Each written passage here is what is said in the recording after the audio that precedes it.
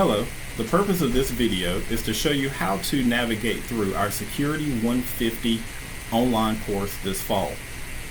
When you log into the Nash Community College Moodle website, you will see Security 150-OL01 Secure Communications listed under your courses.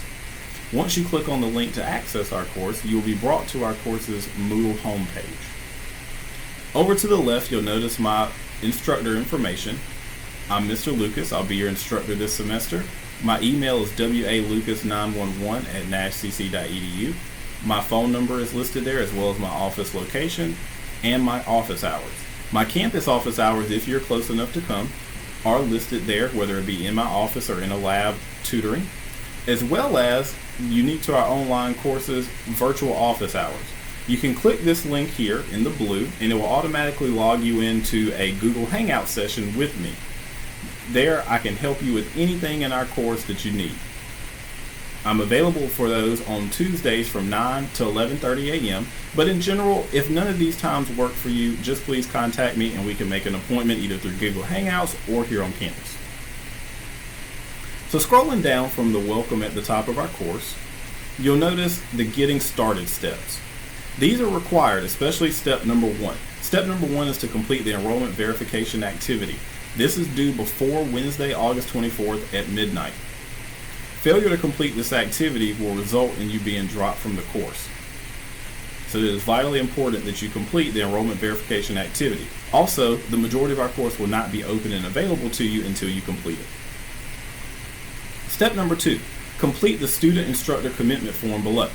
This opens up a Google form for you to fill out your information, and it runs through the student-instructor relationship and responsibility during the online course. So please make sure you fill that out. Next, you'll notice our Security 150 online course syllabus for this fall. Make sure you read through that. Everything from the amount of credit hours you will receive for this course, the learning objectives, the grading, and what we'll be doing this semester, and of course, timeline and outline are in that syllabus. Step 4, make sure you purchase the textbook, either through the Nash Community College bookstore or somewhere else. The book we'll be using this semester is a computer security and penetration testing. A used copy is fine, as there is no software bundled with this textbook. Just be sure it is a second edition. Step number 5, create an Edpuzzle account. It is free. You can click here after you create your account and you'll be automatically joined to Security 150, or you can type in our classroom code. Some sections will have these where there are video quizzes for you to complete. And there's also a video here to watch to how to create an Edpuzzle student account. Lastly, in getting started, introduce yourself to the class by clicking on the Security 150 virtual name tent. You'll click that, respond to the Padlet and some icebreaker questions to get to know your fellow students as well as your instructor. The campus or the course resources and documents, you will notice another copy of our syllabus, as well as sections of our syllabus kind of broken out into different sections. Also, another important one is our Security 150 Google Drive. This links you to the VMware Workstation 12 product key that you'll need. It reminds you about the Windows 10 product key. I've emailed each one of you a product key for that. And in Kali Linux, there is no product key as it is open source. But if you click this red link here, you should be brought into our Security 150 Google folder.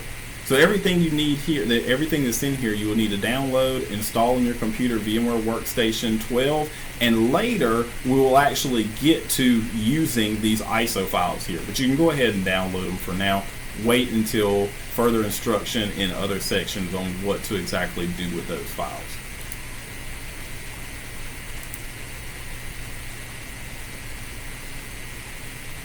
In the yellow here, please complete the MCO Intake form.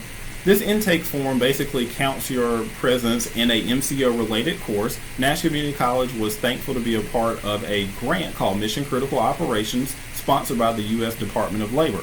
Mission Critical Operations aims to provide graduates with skills to anticipate, mitigate, and respond to breakdowns in key functions of business that really impact the most important activities. In our case, that is data security, information systems, and networking. If you have completed that in the past, no need to complete it again. It actually has the first question, have you completed this form before. If you haven't, please make sure you complete it. In chapter 1, this is kind of the meat and potatoes of the course. You'll kind of see, and in further chapters as well, the similar breakdown. So you'll see chapter 1, it'll list our beginning and ending dates for that section.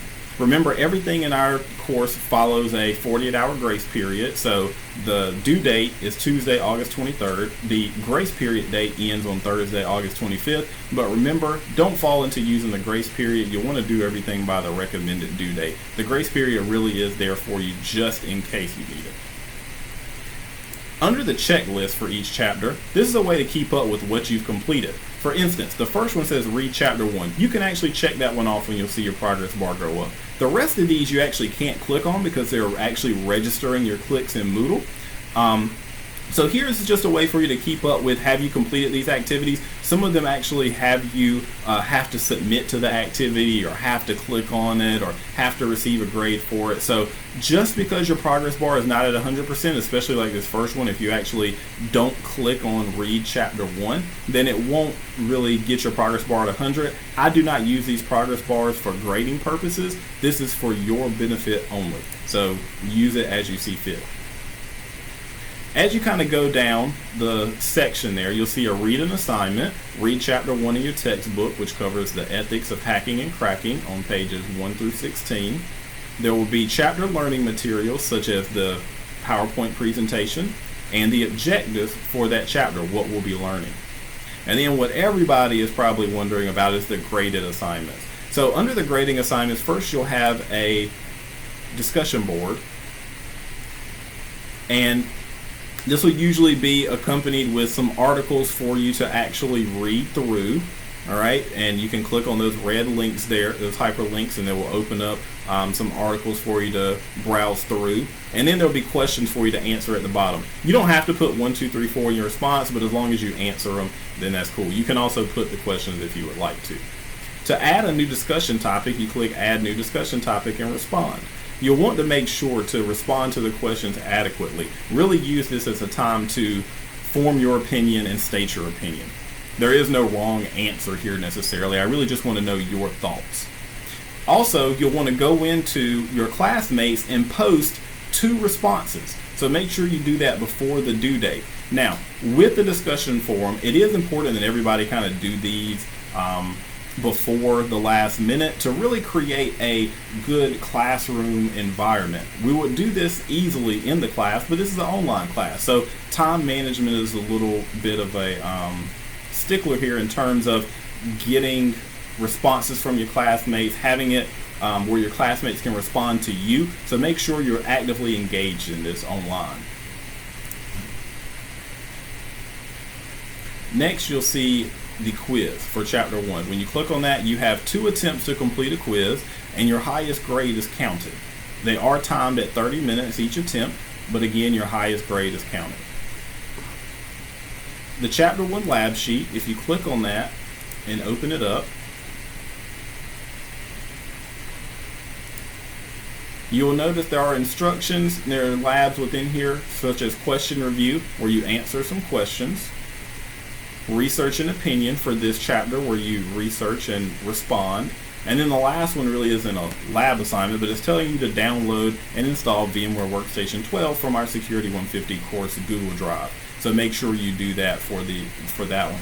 In other lab assignments later in the semester, there will be full instruction sheets for you to complete hands-on ethical hacking labs that we'll get to much later.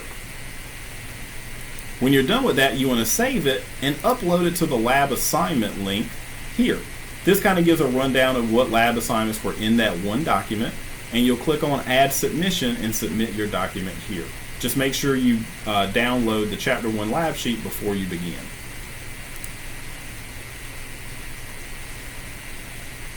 Alright, so every chapter is kind of like that. I've already posted chapter 2 as well. And again, it kind of has the same rundown: checklist, presentation, objectives, a discussion board, quizzes, chapter lab sheet, and a lab assignment.